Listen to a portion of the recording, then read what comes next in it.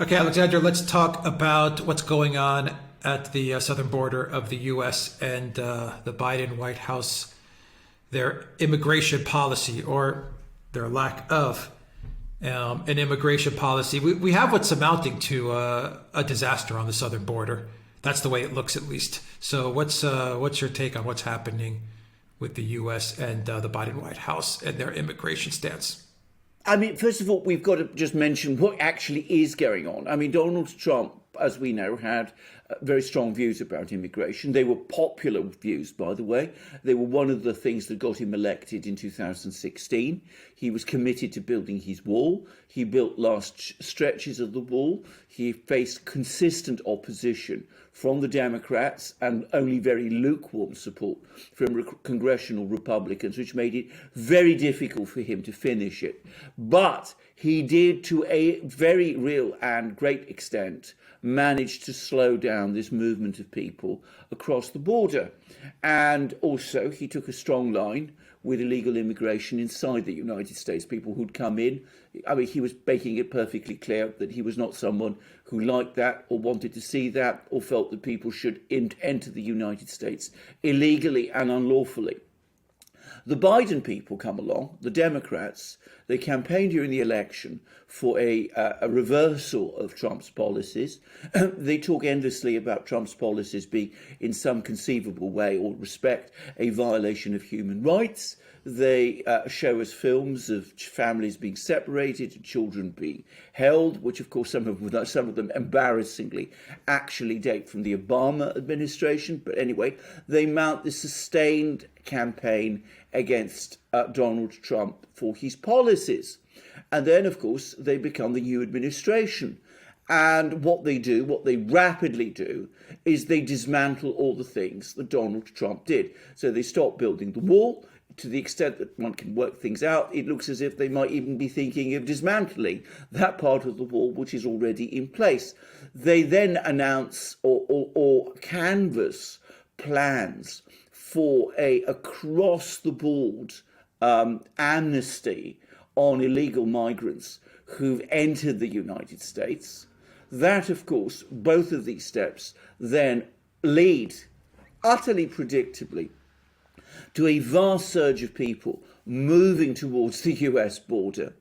And the Biden administration has absolutely nothing to say about that. I mean, they made even an extraordinary contradictory statement, which said, please don't come now. We're going to see what we can do. And then, once we sorted ourselves out, then you can come then. Which, of course, people across Latin America saw, in a sense, as an open door, offering them an open door to come in.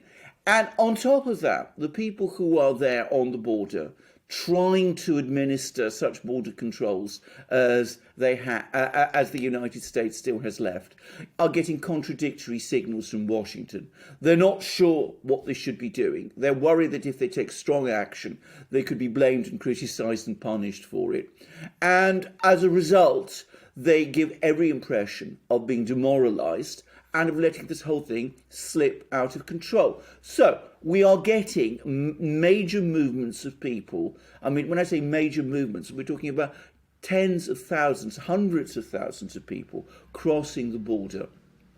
No real control over their coming, no real indication from the Biden administration about what it's going to do in response to this policy. It's ruled out taking the kind of measures that Donald Trump tried to take, even though those proved effective. And interestingly, it is trying to silence discussion of the topic. You don't find that the Biden administration is talking much about it. The media, of course, doesn't talk much about it either. So we have this situation escalating on the border, silence about it in Washington, silence about it from the administration, silence about it in the pro-Biden, still very pro-Biden, still very pro-Democrat media. And, of course, that begs some questions. Is this, in fact, because there is a power vacuum in Washington. The Biden administration doesn't know what it's doing. It doesn't really have a policy towards border control issues. It simply came in committed to reversing what Donald Trump did on the grounds that everything the orange man did was bad. So once it's reversed all of those things, it doesn't really have a coherent and clear policy. Or is this something that is to some extent intentional? Is the absence of border control or effective border control something that some people in the administration and in the Democratic Party and in the White House actually want to see? Because they don't really believe in control over borders. They believe that there should be open access by people to the United States. They're not very bothered about illegal immigrants coming into the United States. They still intend to give them this blanket amnesty in a short while, because at one level, they assume that when these people do come to the United States and do settle in the United States, they will predictably vote for the Democrats. So it may be that it's both at the same time. We shouldn't overlook that possibility. But that is the situation we are getting now. And of course, the silence of the administration says it all. Either it is a silence born of confusion, because they don't really know what to do in a situation which incredibly they didn't predict, or it is silence because what is happening is what they always intended. And of course, they know it is unpopular, including unpopular with lots of Hispanic voters.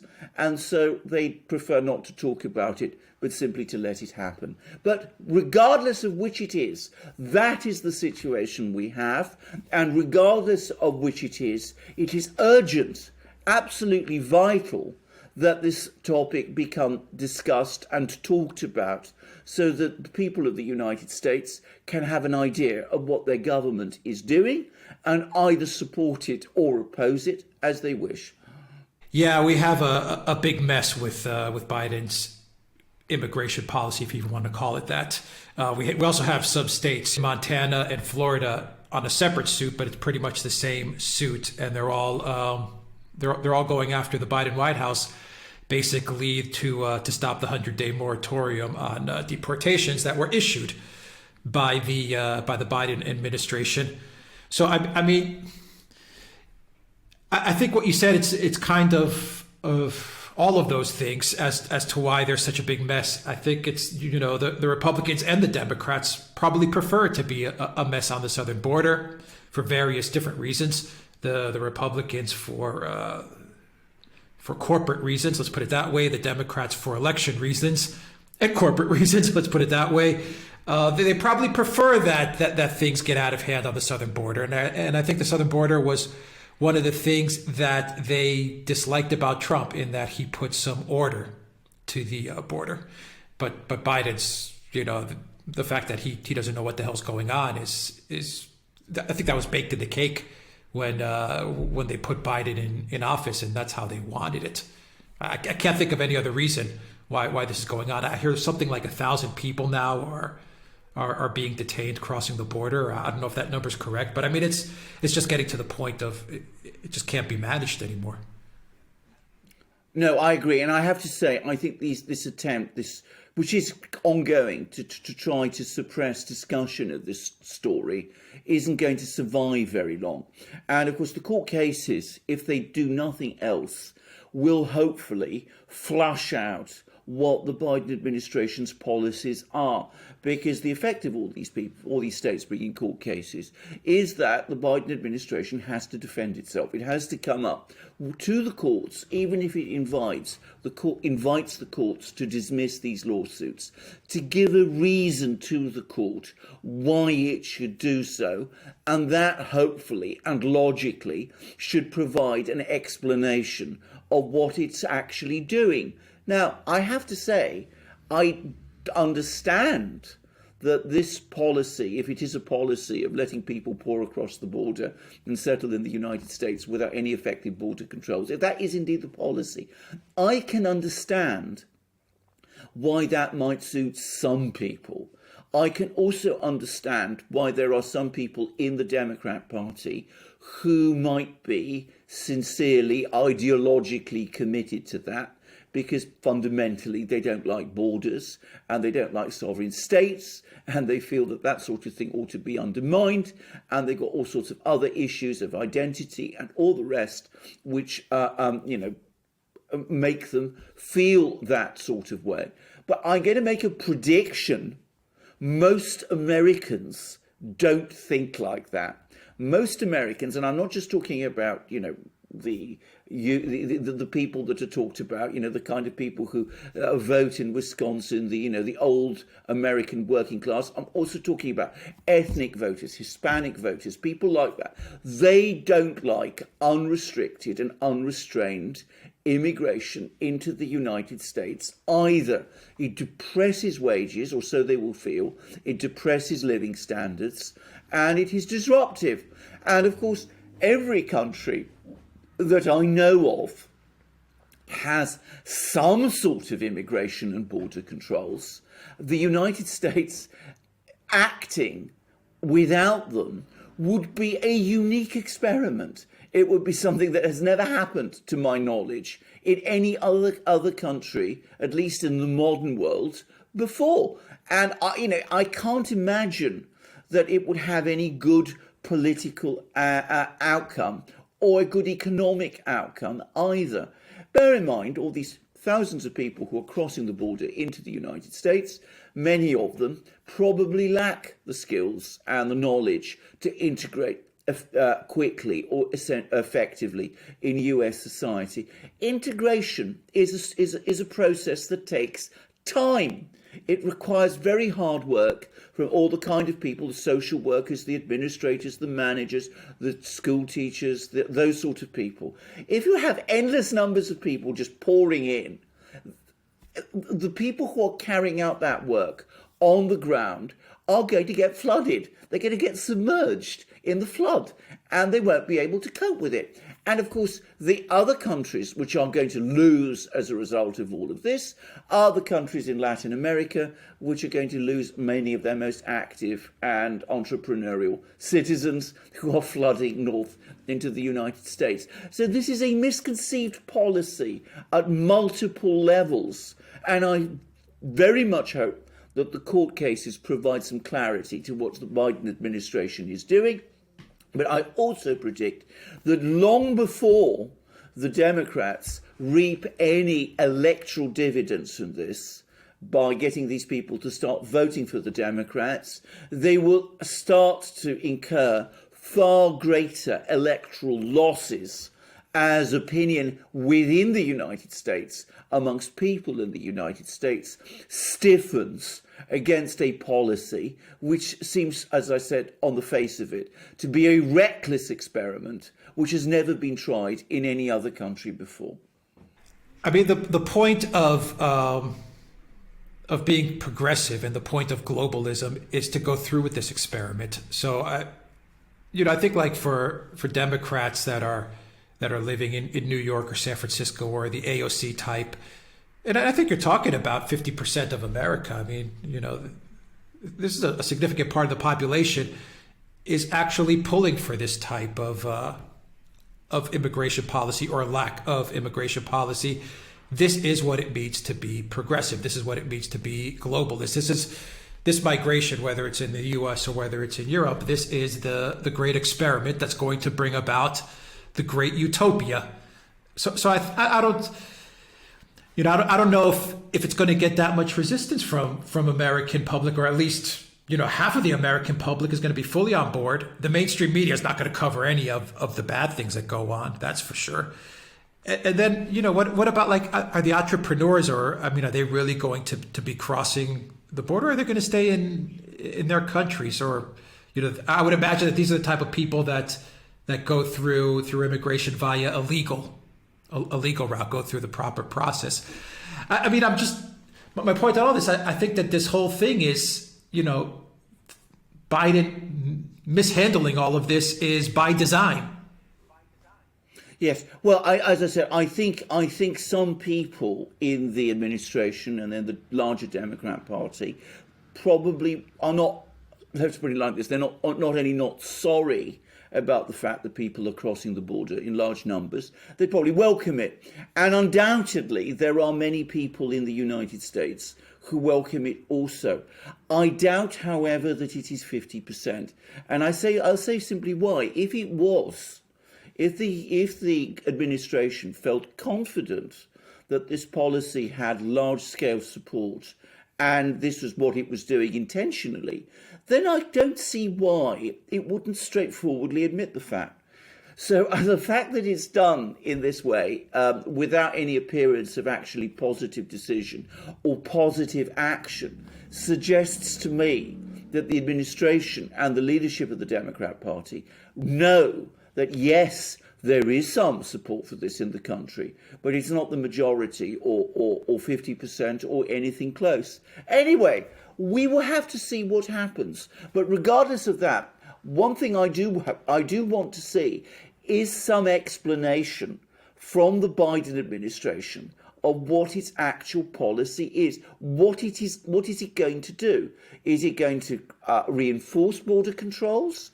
Does it accept that there's a problem on the border, or is it on the contrary going to let the situation continue as it is and welcome all these people into the United States? One way or the other, I think the world, the American people, and indeed the people who are entering the United States, need to have an answer to this. I don't think it's unreasonable to ask that. If we don't get it, well, that is another sign of the state of things as they are.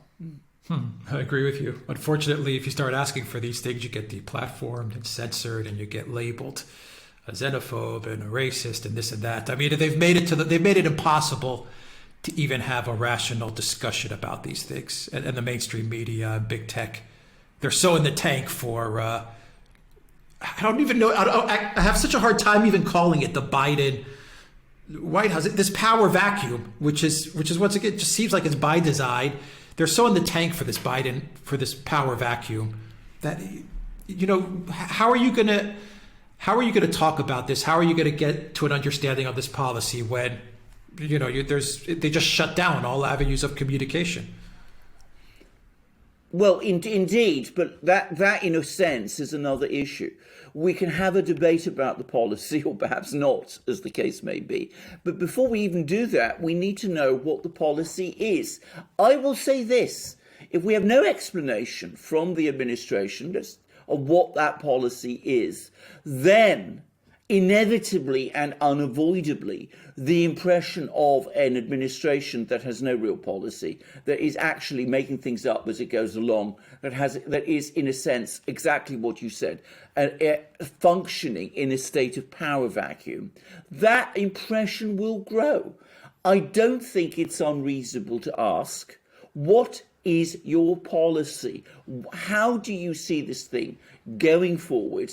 And what do you intend to do about the situation now? We may agree with it, we may disagree with it, we could talk about it then at leisure, but we need to know what the policy actually is. At the moment, I am completely ignorant of what it is. We've discussed possibilities. I accept completely that there are certain people with certain very strong views that you mentioned about, you know, they don't like borders, they have globalized ideas, they have visions for the future of the United States. I accept that there are many people like that, both in the administration and in the United States generally.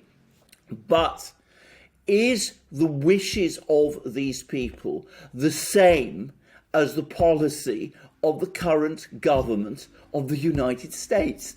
I think we need to know. If it's going to take this very, very, as I said, novel measure, then we need to know that it is doing it. We can't have a situation, or we shouldn't have a situation, where decisions like this are made and implemented by stealth. And I will add that I don't think it's politically viable, and I suspect that we will get, or start to get, some clarity out of these court cases. Who do you ask? That's a serious question. Well, who do you ask? Who do you go to? The president has had a press conference in how many days now? So I mean, even I know. even Well, I like I'm trying to think, maybe Fox News would be, and I say that maybe, given Fox News's track record, maybe Fox News may ask some sort of question tied to what's going on in the southern border. But you don't even have a press conference. Who do you ask? Well, indeed, but you see, in a sense, that provides a kind of clarity, because if the administration is so structured that it is incapable of providing a question, because there is of answering a question, because there is no one there to answer that question, that in itself is clarifying. We then have a situation with the administration where we know where we are, and we can start to think about what to do. Now, there are lots of constitutional and legal avenues that can be used in that way. I'm not suggesting anything else. But if we have a vacuum at the centre of power, then that fact needs to be straightforwardly admitted to. And if the president isn't able to give an answer, and the vice president isn't able to give an answer, and there's no clear chain of command, and there's no real structure to this administration, then that is in fact an even greater crisis for the United States than the situation on the border now. And that needs to be both clarified and addressed quickly. Yeah, I don't know what else to say. You know, we talk a lot about the power vacuum in foreign policy. It's the power vacuum in domestic policy as well. Where Absolutely. do you go? Who do you answer to? Who do you talk to? Who do you ask a question of? Where's the chain of command? What's the policy? No one knows. And just like the international world has the potential to spiral out of control. The domestic United States can also spiral out of control. Absolutely. It's just the same, the same effect. Absolutely. I mean, can I just say again what we said before? Politics, like nature, abhors a vacuum. And the United States Constitution is not created. It doesn't function in a way that makes it possible for there to be, in effect, no government in the United States. I mean, the Soviet Union in the 1970s and early 80s could tinker along with enfeebled presidents who weren't making decisions. That's not the way the United States is designed to work. But the United States is a democracy, or so its constitution, its system of government says. And in a democracy, the people need to know who is actually making the decisions and governing them, because that government is ultimately responsible to the people, who have to know who is governing them in order to hold those people to account. If that isn't the case any longer, then you have a political crisis, which, to be very clear, the Constitution provides the tools to address and change. But the faster these things are sorted out, the faster these questions are answered and resolved, the better. And can I just say, you're absolutely right. Foreign policy is a mix of contradictory and strange decisions, with the Secretary of State saying one thing, the Defense Secretary doing something completely different, the Vice President talking to world leaders, all of that going on. But however bad that is, the United States remains a great superpower. It can survive a certain amount of incoherence in its foreign policy. But domestically, what we say in Britain, you have this expression in Britain, the Queen's government must be carried on. The government of the United States must be carried on, because without it, the whole system starts to, problems start to accumulate and problems start to grow and everything starts to become destabilized. And you're completely right. I did a program recently about on my channel about the Biden administration's economic policy and how I think misconceived that is, and how it seems to be drifting to all kinds of decisions, with the administration basically looking in its rear mirror rather than looking forward at the problems which exist today. And it looks as if immigration falls into the same category. A very incoherent policy with very unclear ideas about what the administration wants to do, and with different parts of the Democrat coalition pulling in different directions. Yeah, well, as a republic, the solution is real simple. It's just going to go to the state level. Simple. I don't want to say simple. It's there is that safeguard that the states will just handle. Of course things. there is. Of course there is, and that may very well happen. And of course we must remember that the states existed before the United States, the Federation, the Union did, and of course they can do an awful lot. But again, if that has to happen through legal and constitutional means, by the way, which do exist, then again we need to know what is actually happening. Leaving it to find out in some, proximate time invites a far more difficult and dangerous situation than the one we have now. We need to hear from the president and from his senior advisors what the policies with respect to the border actually are. I don't think that's too much to ask. I don't think that's unreasonable to ask. Possibly these court cases will provide some clarity. If they don't, and it seems as if there is a power vacuum at the centre of government in the United States, then that is a major crisis, a major political crisis in the United States, and someone, be it Congress or the states or whoever, has to use the legal methods and tools which the Constitution provides in order to solve it. It can be done if that is indeed the situation we're looking at. We'll leave it there. Guys, go to the Duran shop, pick up some merch, magic mugs, t-shirts, long sleeves. Summer's coming, so grab a t-shirt. Also, PayPal, Patreon, subscribe, star. Bitcoin, Ethereum, Litecoin, EMC2, Hex. I've added all kinds of different coins there. Your help is very much appreciated. The two new coins are EMC and Hex, so check those out as well. And look for Alexander's channel down below. Look for my channel down below. Look for the call-in channel down below as well, where we package all the call-ins from our live show and put them up as separate videos. So that's a really cool channel as well. And what else? Odyssey, BitChute, and Rumble. Check us out on those platforms. Absolutely. I mean, Odyssey is a wonderful platform, and you should certainly look us up there, and do look up our shop. You find all the great things that we have there. And remember to check your subscription to this channel and to our other channels. And we look forward to seeing you in our next program. Take care, everybody.